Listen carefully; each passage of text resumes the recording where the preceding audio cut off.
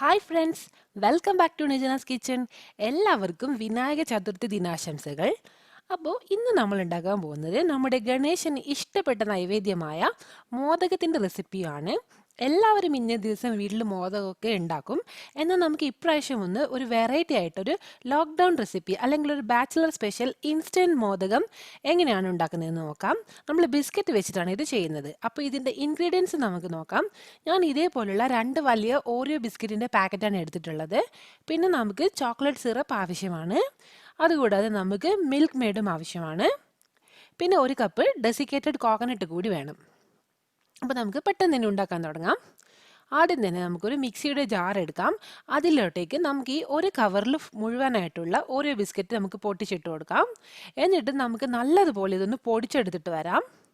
ഈ 2 പാക്കറ്റ് നിങ്ങൾ ഒന്നിച്ചിട്ട് പൊടിച്ചെടുക്കാൻ പാടില്ല. ഓരോ പാക്കറ്റായിട്ട് തന്നെ ഒന്ന് പൊടിച്ചെടുത്തിട്ട് വരാം. ഇവിടെ ഇപ്പോൾ നല്ലതുപോലെ ഇത് പൊടിഞ്ഞു വന്നിട്ടുണ്ട്. നമുക്കിതിനെ ഒരു പാത്രത്തിലേക്ക് മാറ്റി കൊടുക്കാം. ഇനി മറ്റേ പാക്കറ്റും കൂടി നമുക്ക് മിക്സിയിലിട്ടൊന്ന് പൊടിച്ചെടുത്തിട്ട് വരാം. ഞാനിവിടെ 2 പാക്കറ്റ് ബിസ്ക്കറ്റും പൊടിച്ചെടുത്ത് വെച്ചിട്ടുണ്ട്.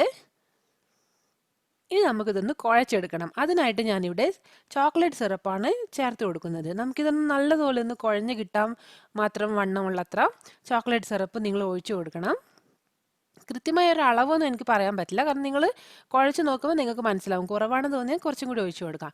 ഇനി ഇതിലേക്ക് 1 ടേബിൾ സ്പൂണ് ബട്ടറും കൂടി ചേർത്ത് കൊടുക്കുന്നുണ്ട്. ഇത് ഹോം മെയ്ഡ് ബട്ടറാണ്. ബട്ടർ എങ്ങനെയാണ് വീട്ടിൽ ഉണ്ടാക്കുന്നതെന്നുള്ള റെസിപ്പി ഞാൻ അപ്ലോഡ് ചെയ്തിട്ടുണ്ട്.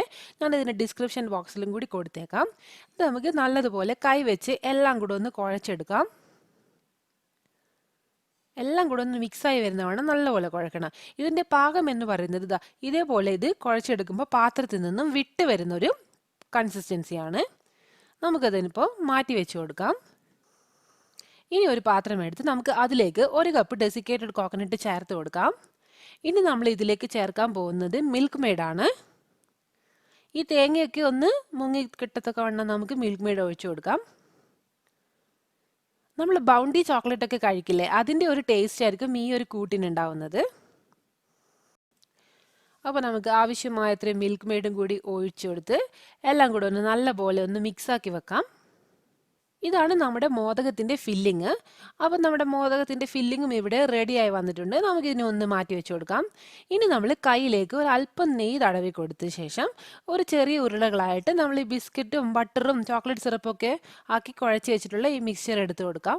ജസ്റ്റ് ഒന്ന് ഉരുട്ടിയെടുത്ത് നമ്മുടെ കൈവെള്ളിയിലേക്ക് വെച്ചൊന്ന് പരത്തി കൊടുക്കാം. ഇനി നമുക്ക് ഇതിൻ്റെ ഉള്ളിലേക്ക് ഫില്ലിങ് വെച്ച് കൊടുക്കാം. നമ്മുടെ ഡെസിക്കേറ്റഡ് കോക്കനട്ടും മിൽക്ക് മെയ്ഡും കൂടിയുള്ള ഫില്ലിങ് നമുക്ക് വെച്ച് കൊടുക്കാം.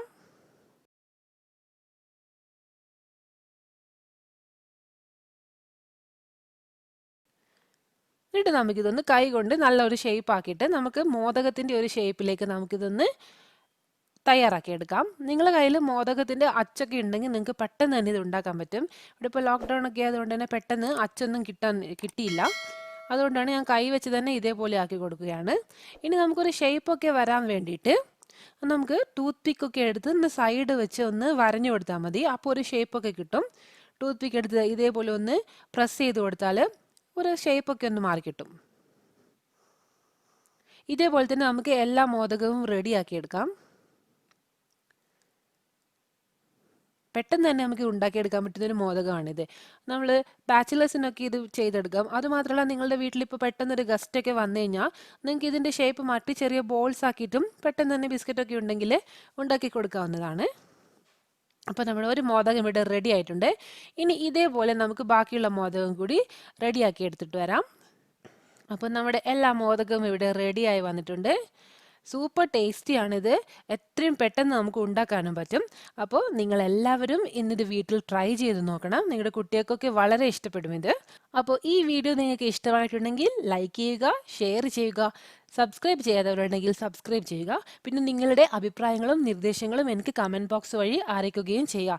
നിങ്ങൾക്ക് ഏതെങ്കിലും സ്പെഷ്യൽ റെസിപ്പീസൊക്കെ അപ്ലോഡ് ചെയ്യണമെന്ന് ആഗ്രഹമുണ്ടെങ്കിൽ അതും കൂടി ഒന്ന് കമൻറ്റ് ബോക്സ് വഴി എന്നെ അറിയിക്കുക.